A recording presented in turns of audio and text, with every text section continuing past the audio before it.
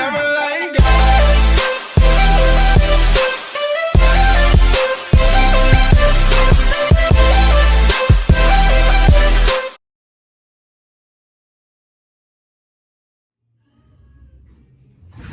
Boom! Welcome to Redink Tattoo Studio.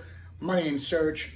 We're going to be going over the lobe piercing today. For those of you that want to pierce at home or maybe become an apprentice or just become a piercer in general, I'm going to go over the ear piercing with you. As you can see here, I have a fake plastic rubber ear. You can get one on Amazon. Any of the body parts you can get, but today we're going to be going over the ear. Let's go over some of the things that you're going to need. Number one, I got my gloves on, right? We got to have cleanliness, right? A little bit of alcohol, right? We need some alcohol, something sterile, something to clean the surface of the ear with. Paper towels or sterile gauze. I do have a tongue depressor here with some Aquaphor, right? That helps to lubricate the needle. I'm going to use a 16 gauge needle today. You can use 16, 18, right? 20 obviously as the numbers go up, needles get smaller. I'm going to use a 16 gauge needle today. What else are we going to need? We obviously need an earring, right, with a back. So what we're going to use is a fake little stainless steel here today with a fake little butterfly back. Okay, that clicks on 3 times. I put my glasses on so I can see better. So what do we got? So we have a right ear, right? Right ear, boom, look at that, fake ear, okay? So first thing that we want to do, right, is we want to clean that surface, right? Always got to keep it nice and fresh and clean, right? Nothing dirty. So you're going to clean the ear. You're just going to practice this even though it's a fake ear. You're going to clean that, wipe front, wipe back, right? Really clean that area and make sure it is super sterile. So now, I also have a little marker, right? That is to mark the area that we are going to piercing. So we're taking a look at the ear and we're looking and we're saying to ourselves, right? I hope everybody can see that. We're looking for points on the ear that help us mark, right? We don't want to be too far into the face, too close to the face, or too far out so where it looks silly, and we don't want to be too close to the edge. Why? Because that's where rejection happens. So if we pierce too close to any of these edges, right, of the ear, that earring could reject, pop out, fall out, over time get ripped out. So we want to be somewhere symmetrical with the ear. So we're taking a look at the ear and we're saying to ourselves, all right, where are we going to go? So I typically use this marker as a gauge, right? So I'll put it to the person's face and then I'll look at the ear, line it up with some cartilage, and boom, there's my mark. So I've made my mark. What do you guys think about that? Does it look even, symmetrical? Could it be down more? Could it be out more based on the person's ear? Could absolutely. So we could change that. So what we do is we just wipe that off. Boom, not a big deal, right? So again, looking at the ear, don't want to go too far out, too far in, right? I'm going to place another mark. Boom. I like that a little bit better. It's a little bit more symmetrical. A little bit more even, balanced on the ear, not too high up, not too low, etc. Again, you can measure. It's about a cap length and a half, right? And then again, it really is a matter of your preference, right? Obviously wrong to put it at the edge. Too close, right, is wrong, right? Good, better, best, right? So I can move it around there, but I like where we're at, all right? So we're going to move forward with that. So next what we do is I get a little bit of this ointment here. I use my tongue depressor. I got a little bit of ointment on here. I put it on my glove, right? So I just put it right on my glove and I'm going to put the needle there until I'm ready to pierce. Okay, open up my sterile needle, single-use needles here at Redink Tattoo Studio. We do not use needles more than once, okay? Do not. Right. You shouldn't either. Always use one needle per hole, per piercing. Never use it to do multiple piercings, right? Because you have to use it once. Typically, the tip of the needle is dull, all right? So get it straight.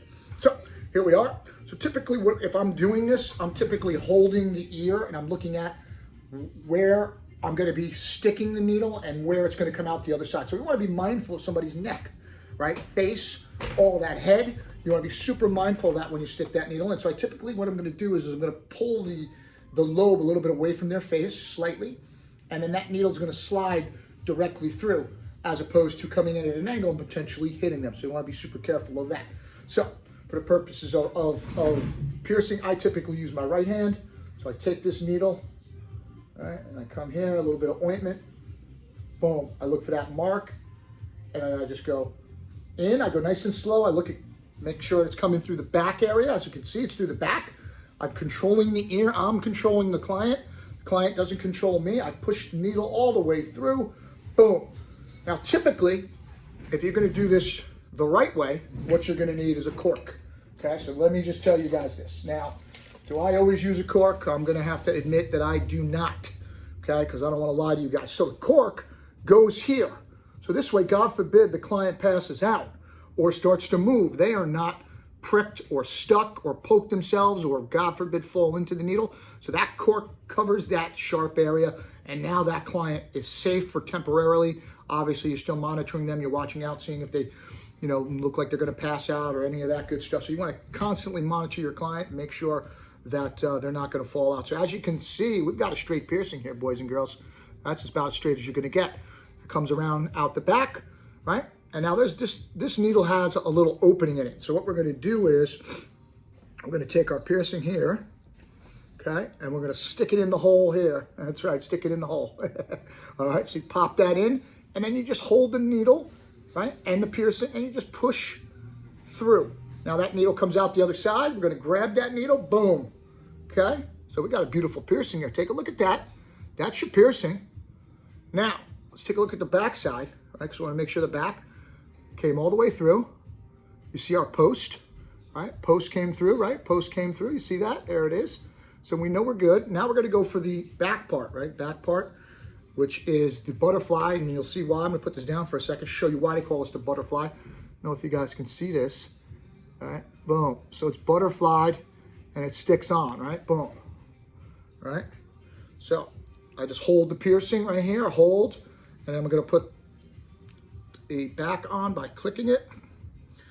Well, it's a little cumbersome here with this fake rubber ear, but I think you guys get the gist of what you're supposed to do here. And, or if you're doing it to yourself or a client, but this is the gist of it. All right, so I click it once, 3 times is too tight. It clicks 3 times. So 1, 2, 3, 3 is tight, 1 being the loosest. So that's your piercing right there. I want you guys to take a look. How does that look? Right? Leave your comments, questions, email me if you don't like it. Let's take a look at the back area, right? So again, we're looking for symmetry. Now, I always tell the clients this, tell yourself this. If you don't like it, you can take it out. Let the hole close up, you could do it again. That's the beauty of piercings. Unfortunately, tattoos, guess what? You mess one of those up, you can't do that. So that's the beauty of piercings. Now, typically what I do is I wipe this area down. Okay, so now we wipe the marker off, we wipe all that ointment off, we wipe any germs and bacteria that may have got there, all right? Boom, so that's your piercing. That's your fake little ear. You can practice your piercings just like that, right?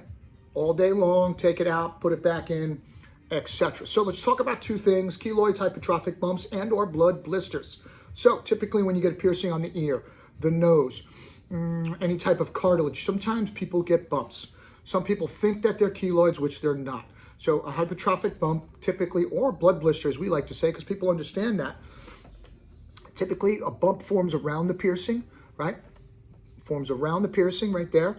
And what's in there is germs, dirt, bacteria, and some skin. So the needle goes through, some of that stuff gets trapped in there and it coagulates, and then all of a sudden, a few days down the road or a week down the road, a bump starts to form. Blood's in there. You can easily pop it, dry it out with tea tree oil.